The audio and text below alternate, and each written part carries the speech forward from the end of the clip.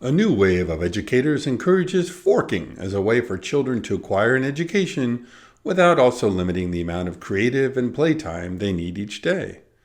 Schools, in agreement with this policy, handle all daily lessons with online forks, which are merged at the end of the day with the physical primary, who has spent the day playing. That's an excerpt from Multiplicity and Synthesis, a short but densely packed supplement for Eclipse Phase 2nd edition. The game is sometimes maligned for jamming many science fiction tropes into a single setting, and Eclipse Phase really does have it all. Rogue AIs that destroyed Earth, separability of the mind, ego, from the body, morph, ego casting, ego backups, ego forking, artificial morphs, uplifts, mysterious aliens, and interstellar gates. But what Eclipse Phase does most gloriously is showcase how myriad social and political arrangements within the same setting affect and are affected by technology. The game is post-apocalyptic in the sense that transhumanity lost Earth to rogue AIs. And if there's a failing of most post-apocalyptic fiction, it's that as the pieces get put back together again, the survivors revert to the social and political forms that led to the apocalypse. There are always autocrats, there's always some form of representative democracy, and nation-states tend to reassert themselves rather quickly. Eclipse Phase instead asks, what if, when the world they knew got wiped out, people came up with all kinds of ways to live together, some of them quite familiar, some radically new, and some that couldn't even be contemplated without literally mind-bending technology. While new technology is pretty easy to envision, it often seems to be much more difficult to imagine with any degree of specificity political and cultural systems that aren't just rehashes of what has come before, or, to be more specific, what we think has come before. We tend to think of the past as a gradual climb out of primordial, unsophisticated roaming clans, to cities run by brutal strongmen, to empires run by more sophisticated strongmen, to more enlightened societies run by bankers, politicians, and CEOs. But that's not the case. Societies have organized themselves in an array of varying and sophisticated patterns in the past, and surely could do so in the future. There's no reason to believe that sprawling representative democracies and globe-spanning corporations represent the end of the line for human social and economic development any more than monarchies and feudalism did. Eclipse Phase reveals a solar system in which economic and political arrangements are coupled to beliefs about technology. The old-school capitalists of the Lunar-Lagrange Alliance adhere to pre-ruin notions of nationality and the superiority of biological bodies.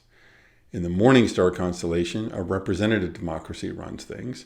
Everyone is given a basic income, digital consciousnesses, and uplifts can be citizens, and intellectual property rights are narrow and brief in duration.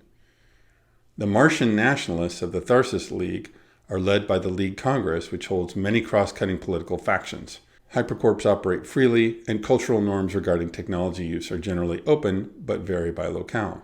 The Jovian Republic is nominally ruled by a democratically elected Senate, but the Republic maintains the most powerful military in the system, and the Security Council holds the real power. Fear of the rogue technology that destroyed Earth is strong. The Roman Catholic Church has huge influence. Resleeving, digital consciousness, and uplifts are forbidden in the Republic, and scientific research is closely monitored. In the Titanian Commonwealth, all collective decisions are made through instant voting of all citizens. There are no restrictions on citizenship for digital consciousness or uplifts, and use of forks is not restricted. The Commonwealth owns the microcorps that power its economy, and profits are reinvested to address collective needs. It also fields a strong military. Anarchists have created many highly individualized forms of governance, but they all emphasize horizontal power sharing, individual autonomy, and communal ownership. There are no corporations or capitalism in anarchist habitats. Some anarchists have banded together with other anti-authoritarians in a dispersed informal self-defense network. They are not interested in forming a cohesive political entity, but they collaborate to keep the two large power bases in the system off their backs.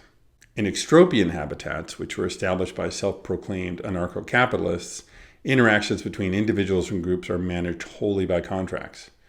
There is no government, and contracts can cover exchanges prohibited elsewhere. Intellectual property holds no sway. As long as you're not breaking a contract you made, anything goes. Scum are, well, hedonists above all. They're not into rules of any kind. In addition to this melange of socio-political entities, numerous social movements operate throughout the solar system, from the science-advocating Argonauts to the uplifts, AGIs, and transhuman allies who comprise the sapients, to the ultimates who have read Ayn Rand one time too many. All this is explored in great detail, not just in the core rules, but in several robust expansions and adventures. The primary source books, Sunward, Rimward, Gatecrashing, Panopticon, and Firewall, are all 95% source material and are therefore completely usable with the second edition rules, which were released in 2019. And all things Eclipse Phase are available under a Creative Commons license, so you can dig deep before deciding whether to buy or not. Eclipse Phase sometimes takes heat because of the author's predisposition to transhumanism and mistrust of late-stage American capitalism. But in order to enjoy the setting, I don't have to buy into the idea that we shall all live forever, or that it would ever be possible for us to separate mind from body, or that a reputation economy would be better than the one we have. There's just so much in Eclipse Phase that makes you think. And I'd rather have a setting that makes me think than a soulless anodyne collection of conventional ingredients. Eclipse Phase is a game universe in which people, using the term broadly here, are experimenting with how they want to live. And they're not all coming up with the same answers. Conflict is everywhere, even before you get to the space horror that the game is ostensibly about. It's a fantastic, detailed realm for all sorts of exploration and provides so many hooks for GMs who want to go beyond the usual, well-trod sci-fi tropes. That's it for now. Thanks for watching. As always, please leave comments here or in the Discord.